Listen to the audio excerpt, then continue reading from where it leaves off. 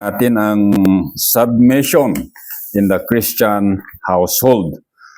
So, calling verse is verse 9. Sabi po sa verse 9 ng Ephesians chapter 6, "And masters do the same thing to them, and give up threatening, knowing that both their master and yours is in heaven, and there is no partiality with him." So, sa ating pong lesson from chapter 5 verse 22 to chapter 6 verse 9, it is about the walking in submission in the Christian household. Kung paano po tayo lumakad na may pagpapasakop sa loob ng bahay natin bilang isang mananampalataya. At nauna nakita natin yung mga submission of the wife to the husband, the submission of the husband to Christ, and then so forth and so on. At binigay din ng Banal na Espiritu dito yung motivation. Ano ba yung motivation natin sa pagpapasakop sa loob ng ating tahanan, sa loob ng, sabi natin, sa trabaho, o sa buhay natin bilang isang mananampalataya? So, paulit-ulit po na nakita natin na as to the Lord. So, the only motivation that we should have ay ginagawa po natin ang lahat ng mga ito para sa Diyos.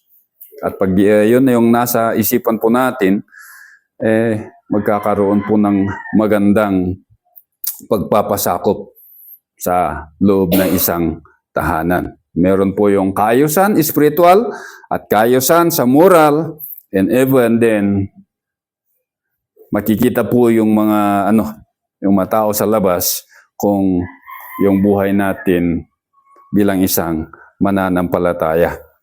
So always bear in mind, kasi paulit-ulit, as to the Lord, as the church is subject to Christ, just as Christ also loved the church. Ano pa ba yung iba dun? Obey your parents in the Lord. Diba? So, meron dun yung motivation, as to the Lord.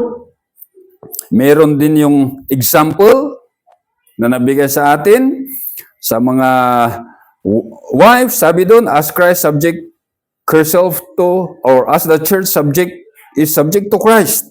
At saka yung mga kalalakihan naman, as Christ also loved the church. So, we have the motivation, we have the example, at saka meron po dito yung lugar kung saan natin gagawin ang mga yon, at sabi po, in the Lord. Sa loob po ng ating Panginoon. So, sa lahat po ng mga ito ay nabigay sa atin para magkaroon ng kaayusan sa loob ng pamamahay ng isang mananampalataya. Bagamat sabi nga natin, sa ating Sunday School lesson kanina, ano ba yung ginamit niyang kaaway para malinlang niya yung mga tao sa labas. At even the church ay nalinlang niya.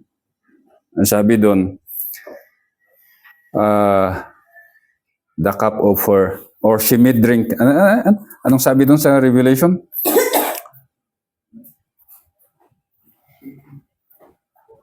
Anong verse yun? Nakita na.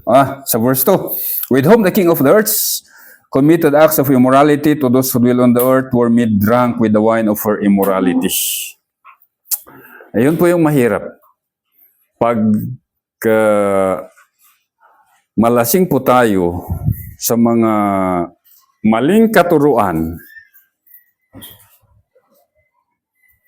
talagang walang mangyayari sa buhay po natin. Kaya ito, pinapaalala ng Banal na Espiritu kung ano yung dapat nating gawin bilang isang mananampalataya sa loob po ng ating mga bahay. So, last, nakita natin yung submission of the slaves to the earthly masters, at nakita po natin doon kung paano din tayo i-apply ito sa ating buhay bilang isang mananampalataya sa ating mga trabaho. At Ano yung motivation natin? Ano yung ating mga gagawin? Nakita po natin ang mga yun. So, pagdating po sa mga masters, sabi din dito, in masters do the same thing to them. Yung mga may mga tauhan.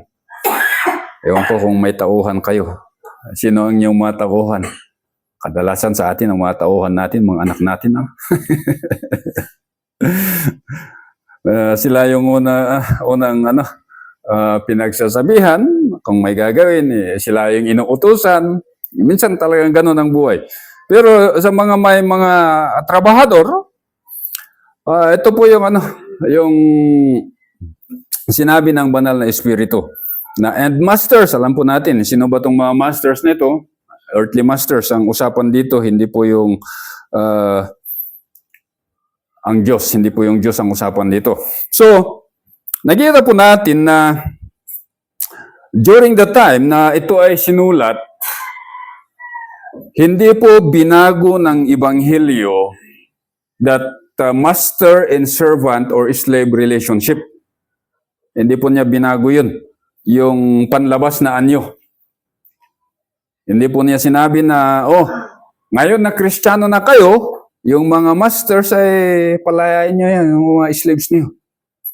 At kayong mga slaves, malaya na kayo sa mga amo niyo. Hindi po niya sinabi ng ganun. Pero ang inayos niya ay yung relationship. The Christian relationship between the master and the slave. At ito po ang masakit minsan. Kasi, growing up in a farm, alam po natin, meron yung mga supply, yung mga nakikitrabaho sa mga kadangyan, as we say. Or meron yung mga Christians who work for their fellow Christians. Whether kasambahay or nagbabantay ng kanilang mga ari-arian, whether stores or something. At nakita po natin yung injustice. Na minsan, ito po yung aking nakita Paglaki ko bilang isang mananampalataya, I have seen that injustice. Na meron po yung mga earthly bosses na Kristiyano sila, very active sila sa church. Dami nilang mga trabahador, nakapwa nila Kristiyano. Pero, hindi maayos yung pamimigay ng mga tamang sweldo. Di ba? Nakita nga dito yung sistema. Nga, kadagiti adati boses dakat no pa nagtututal. Example, in a farmer, pa nagtututal, aminon kot na ikaltas. Jay ko maibumba, imbis nga 500 yung may nga fungicide, nagbalin nga 700. So, just imagine those kind of situation na nangyayari between Christians and Christians. Na even in Christian establishment nga, even in Christian schools, nangyayari din yun. And it is a very sad reality na sa ating kapanahunan ay nangyayari din yung injustices na yung mga ito. Kaya sa mga masters, sa mga earthly masters, ito din yung ito yung sabi ng Diyos sa kanila. So, hindi inalis yung Ebanghelyo that working relationship between, that status na may boss at saka may trabahador. Kasi kung lahat tayo boss, ano mangyari sa buhay natin? Di ba? Awanan ating mga pordiya. Hanmumot nga may bagadya sa nga gasot no, 100. Ang katrabahoon dito You cannot send your money to do the work for you. Hindi mo pwedeng utusan yung salapi na gawin yung trabaho. You need people. And we need people. Gaya nga ng sinabi ng isang kapwa mananampalataya noon, na sabi niya, timang pabaknang ti tao, pada namot lang nga tao. And he is a Christian, quote in unquote, na no katungtungom dagiti tao iti baba na nagado ti ririda. Ako na nakathanamot nga ios to jet total. So it's really a disgrace to the gospel. Kung ganun nga yung nangyayari sa buhay ng mga mananampalataya, na hindi po natin nakikita yung pagmamahal, yung hostisya,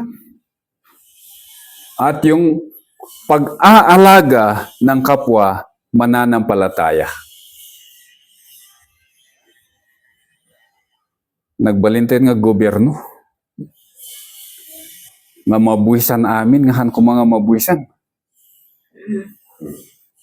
Iti padat yung Kristiyano. Di balik ko man, di ko na kasinsin ko, di na pang kami nakilama di ba ko na. O sika nga ading anya trabaho, alipin ako ng gobyerno. Anya nga igar. No choice. Alipin ng gobyerno. So, she subject herself to the government. Kat no di ikaltas ng abuspi man, kat anya nga Ada dyan. But within the Christian household, na ganito yung nangyayari, ay nagrigat man nga panunutan niya, ay nga kabsat. The injustices within the Christian community. Nga Kristiyano mismo, sila yung nanlalamang sa kapwa nila Kristiyano. That they do not give a consideration. So, makita po natin dito yung kautusan, the subject or the submission of the earthly masters to the heavenly master. So, ano yung kautusan na nabigay sa kanila? Una, sabi po dito, do the same thing to them. Ano ang kanilang gagawin? The same thing. Parehas. Kung ano yung ginagawa ng mga slave sa kanila, yung pagpapasakop ng mga alipin sa kanila, ganun din yung gagawin nila in return sa kanilang mga slaves. Ano ba kasi yung mga yung mga ginagawa ng mga slave sa kanila? So, nakita po natin sa previous verses, sa verse 5 until 7, na kung saan sabi doon, the slave obey and serve. Anong kasama? Sabi po doon, with fear and trembling in the sincerity of your heart as to Christ. Yun yung una. Pangalawa, not by way of eye service as men pleasures, but as slaves of Christ, doing the will of God from the heart. Yun yung pangalawa. And then pangatlo, with goodwill service as to the Lord and not to men. So sabi ng Banal na Espiritu sa mga masters na ito, kung ganito manilbihan yung mga alipin ninyo sa inyo, ganito din yung pagtrato ninyo sa kanila. So it is a give and take. Kaya hindi tinanggal ng Banal na Espiritu that slaves in master relationship, pero inayos niya yung pakikitungo ng bawat isa sa kanila. At jay ko, jay baknang, kat narag-sarag sa kuunay, no, tawagam nga bus. Nung adamot jay kadwami nga Kristiyano, kat nung masabat na iso na ni Mr. Baknang, kunanakat, oh brother, kunanakat, agsimangot ni. But the principle na sabi ng kapumanampalataya na ito, sabi niya, I look up to you as a brother in the Lord. Oo, kung pera ang pag-usapan, meron kang pera. Pero, in the household of God, sabi niya, we are brother.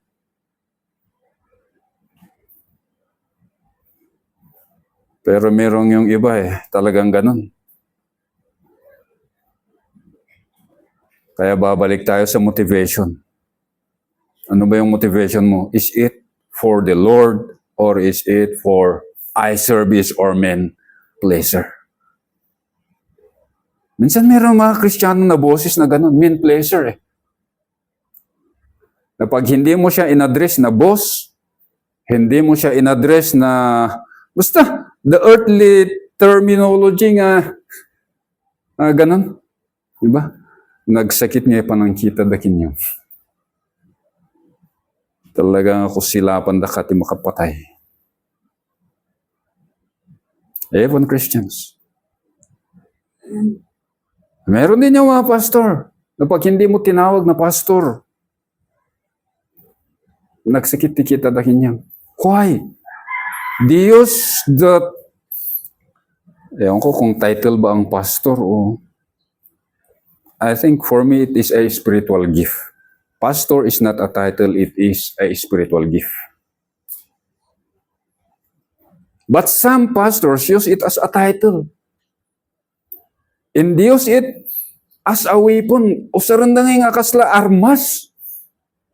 Tapno, ito rayan da jay, ulo tayo. Tapno, no agsaoda kat, no kunada kinyam, look to the right. Masapol nga jay right kita. Aramidam dito eh, kunada, masapol nga aramidam. That is Christianity today. Sabi nga natin kanina sa ating pinag-aralan, who were drunk with the deception of Babylon. Isa nga, kantada ka tanya, jay kantada nga.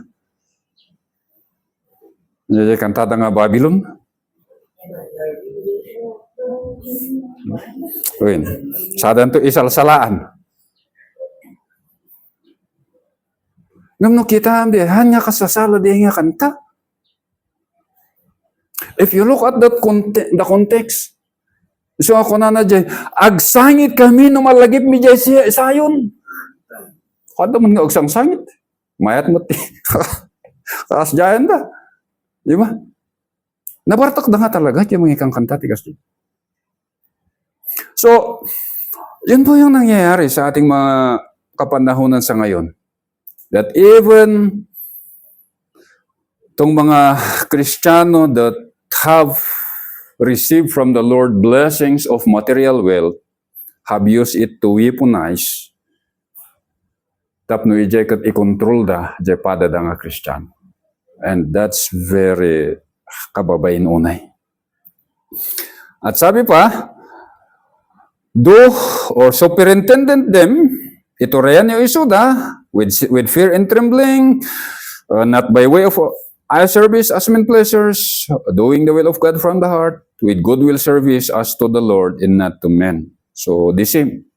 Kung ano yung utos sa mga slaves, na gawin nila sa kanilang mga amo as they obeyed and served them, yun din po yung utos sa mga bosses na ito in supervising their slaves. At may isang dinagdag. Sabi, and give up threatening. Give up. Ibig sabihin, ihinton yun na. You stop, you abandon. Ano ba kasi itong, ihinto nila na gawain? Itong threatening. Threatening, talagang maalala yun? Ano yung dahilan sa impeachment ni BP Sara sa ngayon? Threat. Grave threat. Sabi niya, papatayin niya si PBBM. Narigat yung ma-impeach no kasjay. So sa mga boses, sabi ng banal na espiritu, give up or abandon. It is a present participle na ibig sabihin that as they do the command of serving or superintending their slaves in a godly manner, at the same time, they stop threatening. So, ibig sabihin that even as Christians, yung mga early Christians noon, meron pa rin tong pagtrato sa mga alipin na ganito, na may pantatakot, It is actually a harsh, aggressive verbal intimidation. Minsan, ganun din tayo mga parents sa anak natin. Ano? We threaten them. No panunutok, di ikaskas tayo yung agsasaon ng mamisan. Ay, medyo ada, sumursurot. Sige, aramidom day tata. Minsan, that is a form of threatening. It is a harsh, aggressive verbal intimidation.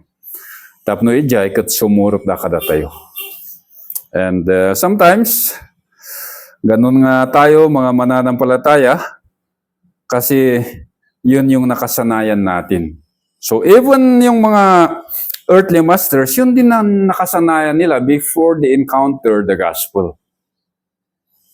Na palaging yung pananalita nila sa kanilang mga tauhan ay pananakot. It is always a verbal intimidation. At nangyayari po ito sa loob ng mga pamamahay ng mga Kristiyano. And it is a time for us to learn from the scripture that we should stop. Sabi nga, you stop. Di siguro, jay kon. Diyan niya nga iti isukat kon. Ano na nga yung ipapalit ko? Kung sa threatening nga, di sila na nakikinig. Di mas lalo na sa malumamay na pakikiusap. Di ba? Makitungtong takadakwada tinasaya at katandag dengeg. Adi makitungtong takadakwada nga butbut nga takot. Handag dengeg. Ay talaga, din nga handag dengeg. Agtalnakan. But anyway, ito po ay nabigay sa mga masters na they should stop threatening their workers. At again, sabi nga natin, this is still happening sa mga Kristiyano na binigyan ng biyaya ng Diyos with respect to material possessions. And hindi lang sa material possessions, even in status or possession in the government or possession or privado man yan, yun. So they should stop threatening their slaves. Ito din na yung nabigay sa mga Israelita sa Old Testament, sa Leviticus chapter 25 verse 43, na kung saan sabi doon, you shall not roll over them ruthlessly, but shall fear your God. At pati din sa Deuteronomy chapter 24 verse 14 to 15, na kung saan sabi doon, you shall not oppress a hired servant who is poor and needy, whether he is one of your countrymen or one of your aliens who is in your land, in your towns. You shall give him his wages on his day, before the sun sets, for he is poor and set his heart on it, so that he will not cry against you to the Lord, and it becomes sin in you. So hindi pagtatrato po ng maayos sa mga nakikitrabaho sa atin, sabi, magiging kasalanan po to sa atin. Because that person will cry out to God. Mahirap na Diyos yung ating maging kalaban. Diba? Bagamat, sabi nga natin, we are forgiven in Christ, but then, always bear in mind na lahat po ng ating ginagawa, God is the rewarder of, or God is the just God. The rewarder of good things na ginawa po natin, and the giver of consequences sa mga ginawa natin na kasalanan. Kasi sabi, knowing that both their master and yours is in heaven. So again, andito po yung sinasabi na meron yung hindi nagbabago na kaalaman na naituro sa atin. Ano itong hindi nagbabago na kaalaman na naituro sa atin? Ito po yung alam po natin na may Diyos sa itaas who have that scrutinizing eyes na tinitignan yung motibo natin, tinitignan yung mga gawa natin, and He is going to reward and give consequences sa lahat po ng mga iyon.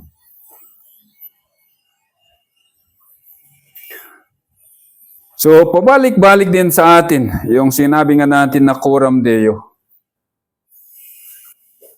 Na dapat talagang hindi maalis yun sa isipan natin. Na lahat ng ating mga ginagawa, whether you're a slave or master, nothing escape the eyes of God.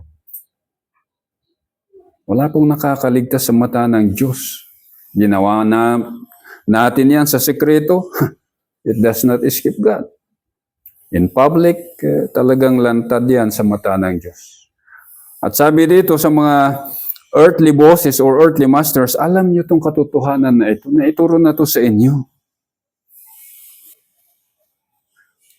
That you are accountable to your heavenly master. Ang tao kasi mas takot sa kapwa-tao minsan. Well, dati naman minsan mas kabutang tayo pa iti tao ngam ni Apo Diyos, di ba?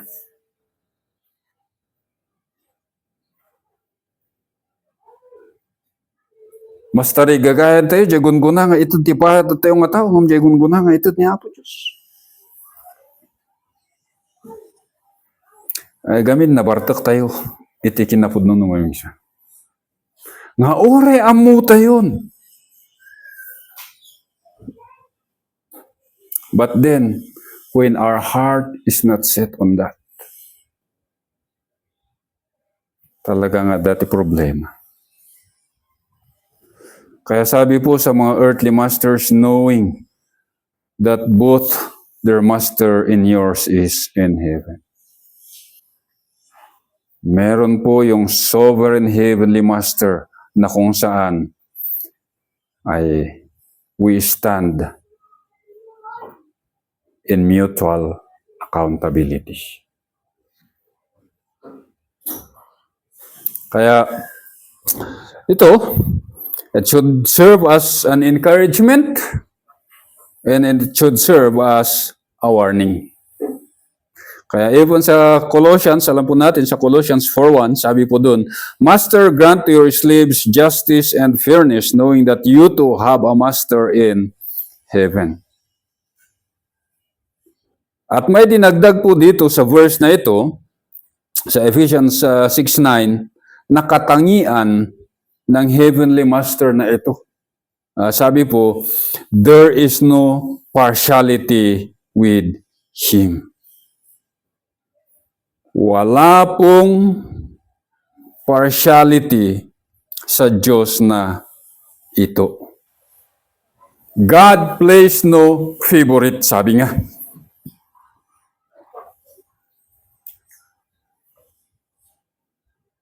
Kaya yung pagtrato niya po sa atin, patas.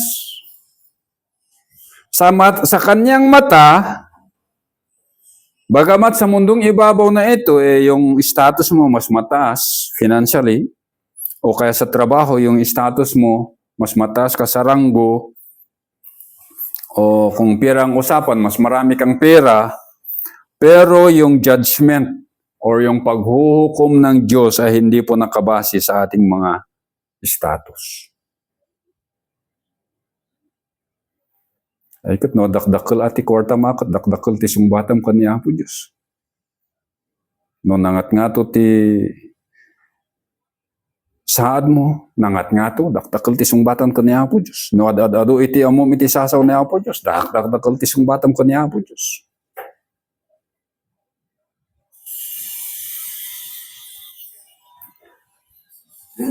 But then, we stand before Him.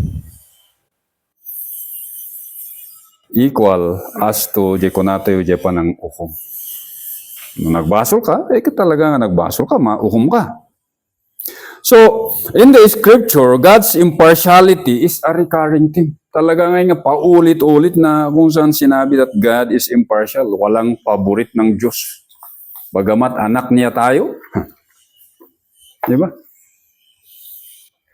Hindi po siya kagaya ng earthly fathers na minsan mga earthly fathers, they played favorites. Pero with God, there is no partiality. Minsan ang tao, gusto natin suhulan pa ang Diyos. Di ba?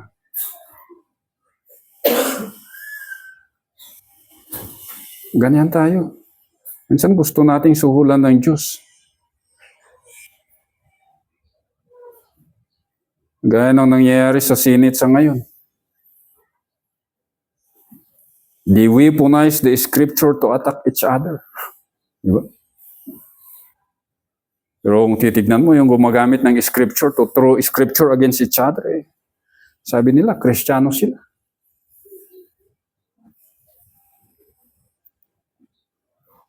But God is not impartial. Sabi po sa Deuteronomy chapter 10 verse 7, sabi po, Deuteronomy 10:7, for the Lord your God is a God of gods, or is the God of gods, and the Lord of lords, the great, the mighty, the awesome God who does not show partiality nor take a bribe. Hindi porket mas marami kang pera, sasabihin mo, masuhulan mo ang Diyos.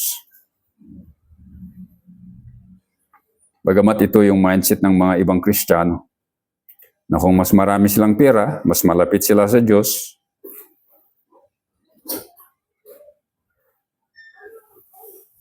hindi po yun yung standard ng ating Panginoon. Hindi porket mas marami kang pera, sabihin mo na mauutusan mo na ang Diyos with regards to His judgment. Sa Romans chapter 2, verse 10 and 11, Romans 2, 10, 11, but glory and honor and peace to everyone who does good, to the Jews first and also to the Greek, for there is no partiality with God. Kaya sabi po, glory and honor and peace to everyone who does good. So makita po natin dito yung sinasabi, that glory, honor, and peace. Meron po itong tatlo sa lahat ng mga gumagawa ng maganda. If I'm not mistaken, the word here is agathos. Divine good. Ay yung mga bagay na nakakatulong sa ating kapwa mananampalataya. At sabi po, to the Jews, primarily to the Jews and to the Greeks. At saka, panghuli, sabi niya, there is no partiality with God. God plays no favorites. Kaya, in dealing with our fellow men, nawa, it is a warning. Na kung saan sabi dito, there is no partiality with God.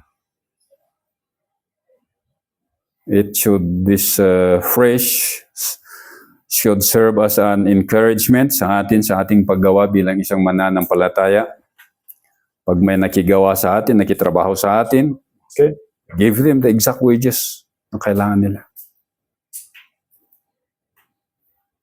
Or sa trabaho man natin, let us deal with God's justice. Awan ko man dyan mang lukloko nga Kristiyano niya. Tamo tayo that in the sight of God, nothing escape His sight. Amin. Katagi tayo nagsubli tayo in our previous study, sabi po doon, whatever good thing each one does, this he will receive back from the Lord. Ang Diyos po ang magbibigay ng reward sa lahat po ng ating mga ginagawa na mabuti sa Kanyang pangalan. Shall we pray? Father, we thank you for your words na aming nabasa. At nawa, ay yung mga salita ay siyang magbisilbi na reminder sa bawat isa sa amin that we have a God who is not partial. Na sa kanyang paghuhukom ay He judges with His justice alone. That ang Diyos namin ay hindi siya pwedeng masuhulan, hindi siya pwedeng mautusan, for He is a righteous and a sovereign God. So Father, You enable us to see this reality at mai-apply po namin sa pamumuhay po namin bilang isang mananampalataya sa aming pakikitungo sa aming kapwa mananampalataya. In that, through these actions, Lord, makita po ng mga tao sa labas yung pag-iibigan namin bilang mga anak po ninyo. So Father, may Your name be exalted and be glorified this morning. At lahat ng mga ito, we pray in Christ's most precious name. Amen.